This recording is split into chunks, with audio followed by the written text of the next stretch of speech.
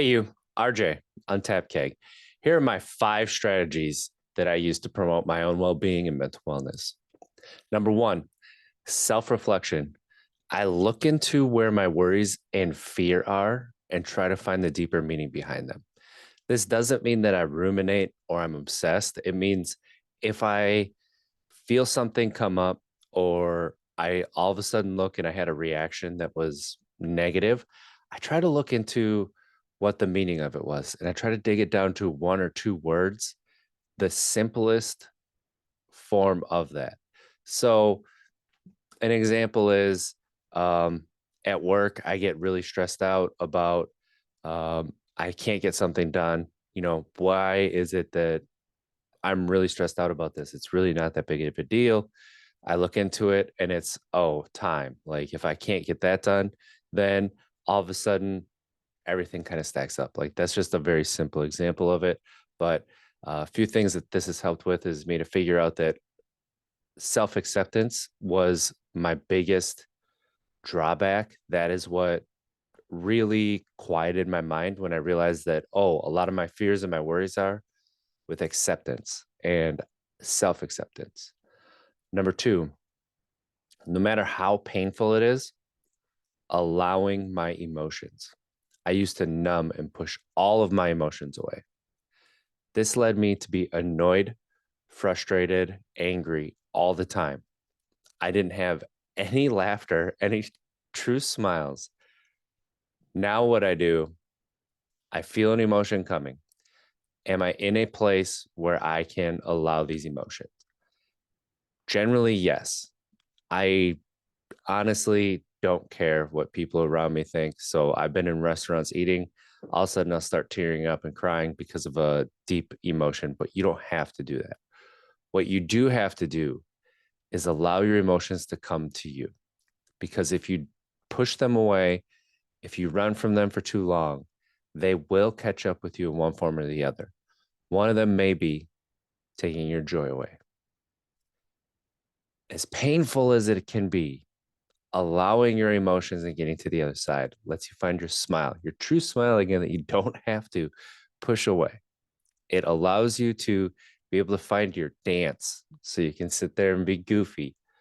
And you know what? I know it's simple. I know we don't look at it as mental wellness, we don't look at it as self care, but it really is. Allowing your emotions is a form of self care. Reading. I used to look at reading as annoying. I used to look at it as, you know what? That's homework. I don't want to do it.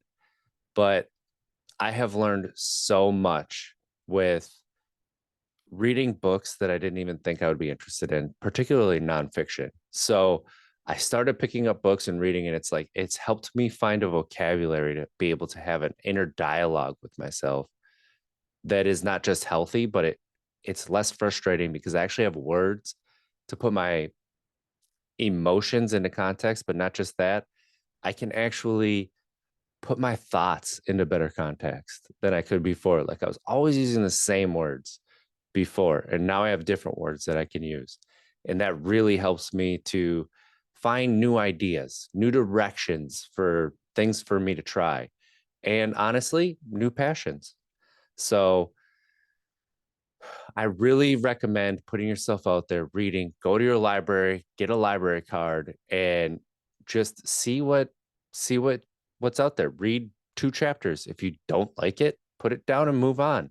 And if there's a book that everybody's talking about it for a reason, and that's because it's really good. Try it. See what you like. Therapy.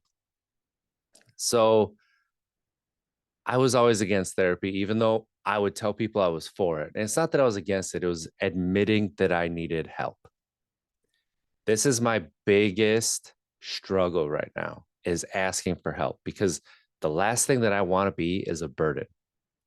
And even though therapy is literally there just to help you and you are definitely not a burden, there was some kind of disconnect inside of me that would not let me go to therapy and not feel like a burden.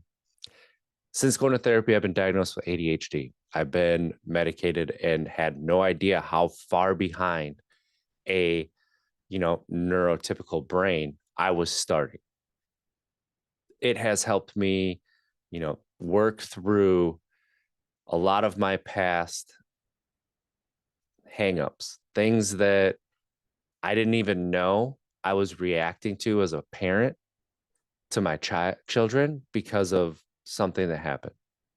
And honestly, when you are there and you can talk with somebody whose only purpose is to listen and be present for you, it's something that you can't just find talking to a friend. You can't just find at the bottom of a bottle. You can't just find at, honestly, anywhere. And they're there to help you. And that's something that is, unless you have been there and experienced it and been through it, it's very hard to describe how much that helps. And then last but not least, it is taking care of my physical body. And I actually started working out with yoga and doing high intensity interval training because both are an hour or less.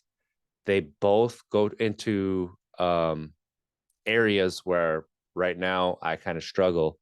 And I want my body to respond how I expect it to, as far as playing with my kids, as far as, let's say somebody wants to go play some baseball, go play some basketball. Okay. I want my body to be able to keep up. And if I tell it to jump and do something, I want it to be able to do that. Right. It's so that it's not so that I'm in a lot better shape. It's so that my body actually works how I want it to work, how I see in my head my body should work. That's how it should work. And I want my body to be able to tell me, hey, I'm not feeling good right now. And the reason is an emotion I've been pushing down. The reason is I'm getting sick. Like, I want it to tell me it's getting sick. I don't want to be like, oh, I always have this pain in my lower back. I always have this pain in my shoulders. Like, that's a crappy way to live. Why are we okay with that? So I really started making this, I started with my mind, and now I'm like taking care of my body. I'm eating better because honestly, if you cook healthy food correctly, healthy food is delicious. All right. We need to get over this because healthy food is delicious. So eat better. I've actually cut way back on my coffee, and I'm just trying to make my physical body really feel like how my mind now feels after doing so much work. So these are the 5 strategies that I promote my own well-being and my own mental wellness. Why don't you, in the comments below, let me know what you do. If you had to add one thing to this, what would you add? And let's see, you know